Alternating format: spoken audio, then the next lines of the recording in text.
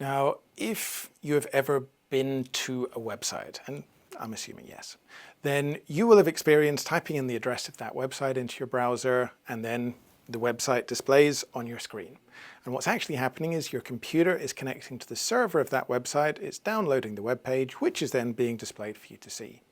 Now, if you were to go to a different website, you type in that address, that also connects. And the fact that you're connecting to two physically different servers, possibly even in different countries, you don't notice at all. The reason that can work is because of networking and the internet. When you have an internet connection, your computer at home or in the office can connect to whichever server you point your web browser at. And because of that, you don't need to connect to one Wi-Fi network to get onto Google, a different Wi-Fi network to get onto Amazon. You just type in the address. Now, when we're sending audio around a data network, then actually we're taking advantage of exactly the same principle. We're able to have a receiver which is able to pull its audio from this source, or pull its audio from this source, or from over here. And as long as those sources are in that local network, you don't need to do any patching. You don't need to change any cabling. All you're doing is changing the routing of the audio. Now, in order to make that possible with StageLink, we have all of these StageLink boxes. They're all linked into the network, or networks, which I'll come on to in a moment. Now, this advantage of not having any physical repatching means that your cabling can be simplified. You have just one or two or three cables connecting the network to your StageLink box, and then that cable will carry everything it needs. So whichever source you're patching to an output, whichever output you're sending a source to, you just have that one infrastructure. And networks are effectively infinitely expandable, so you can add in as many channels as you like. Just think of a traditional audio router or video router where you actually have an unlimited number of channels. Now, I was talking just a moment ago about using 2 or even 3 cables to get onto the network, and part of that has to do with redundancy. Now, in a broadcast environment or in a theater environment, in any mission critical system, actually, you're going to want to have a lot of redundancy built into your system. So if, for example, one side of the network falls out, all of the connectivity should remain untouched on the other side of the network. Now, on the StageLink boxes, we do that with these 2 ports. We can have 2 simultaneous streams using the SMPTE 2022-7 protocol. We can have the 2 connections to the 2 networks coming over these 2 Ethercon connectors. So that means if this network were to drop out completely, the network gets flooded, or power fails to the entire network infrastructure, or the core switch for that network goes down, or someone disconnects the cable, cuts through it, whatever happens, the data can continue to go over the other network connection. And actually, the switching between the networks happens on a per packet basis. So if you are experienced in doing audio productions in a professional environment, if ever you've used a radio mic, I'm sure you have never used a radio mic that did not offer true diversity. And if you look at a true diversity radio mic receiver, you'll see that you will have an A signal and a B signal, which are constantly on the display of the receiver. And what the receiver is tuning into is whichever one of A or B is stronger. And it doesn't matter if they change 10 times a second or once every 10 minutes, they'll just stay locked on to the strongest signal. And when we use 2022-7 with the 2 network connections, that means that, again, we're locking on to the strongest signal.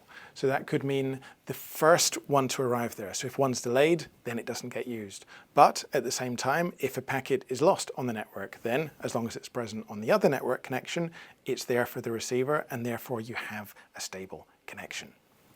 Now, we also supply power to the devices via the media connections. So we supply PoE Plus down each of these connections. You'll notice that with the exception of the GPI box, which I have here, that none of them actually have an external power supply. So if we're connecting any of the audio boxes, we are supplying PoE Plus down the Ethernet connections, and that's the only power supply we have available. But because there's 2 of them, again, we have redundant power supplies. If power fails from one network, it then is available from the other network and it's not going to go down. Now, in some installations, it's very important to have out-of-band management. Now, what this means is that basically we separate all of the media, all of the audio, from the instructions that are being sent to the box to tell it how to react. So if, for example, we want to identify a box and we click on the link in the web interface to make all the LEDs flash in order to identify it, that kind of information counts as management information. So it's not going to be going over the media network if we have out-of-band management. Now, the reason that we have 3 network ports on the back of each StageLink device is to offer this out-of-band management. So we have Media 1, Media 2, and the management port. Now, the management port would then be connected to a non-media network and would then allow complete separation of the media and control, so that if too much media was in the network and maybe IGMP failed for whatever reason, you can still access the device. You can still management. If it's one device that's causing that network flooding, you can shut that one down. So it allows you a route into the devices even if the network that's being used for media gets oversaturated. Now, what we can also do with the StageLink boxes is we can actually use each box as a network repeater. So that means with up to 100 meters of Ethernet cable for each hop, we can then start linking them together, daisy chaining them. We can also close off that ring to connect both ends into the switch on the condition that you have rapid spanning tree protocol up and running to ensure you don't have any network loops. But if that is implemented in your switch, then you can connect both sides of it, and that will give you a load of redundancy. It will mean that if one of the boxes drops offline for whatever reason, or one of the cables gets cut, everything stays connected all the time. And so you're guaranteed to have that continuous operation unless multiple things start going wrong at the same time. Now, with the network access, we also offer NMOS control. The StageLink devices are built to work in a 2110 network, which means that for ease of management, we do offer NMOS control if we're running them in that kind of mode.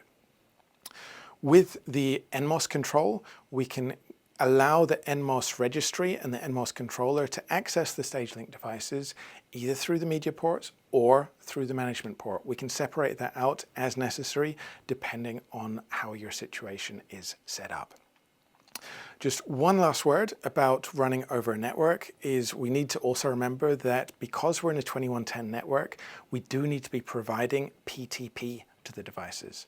Now, I'm not going to go into the details of PTP in this video, but it's basically a really precise synchronization protocol that will allow all the devices to be gen-locked together, to be synced together, just like if you were connecting a MADI source to a MADI destination, you need to make sure they're gen-locked or using a sample rate converter to avoid any clicks and pops in the MADI connection.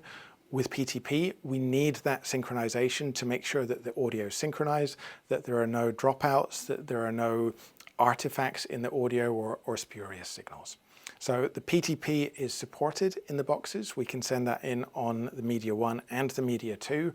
And this redundancy means that if something happens to Media 1, the audio can go through Media 2. If something happens to Media 2, everything can go through Media 1.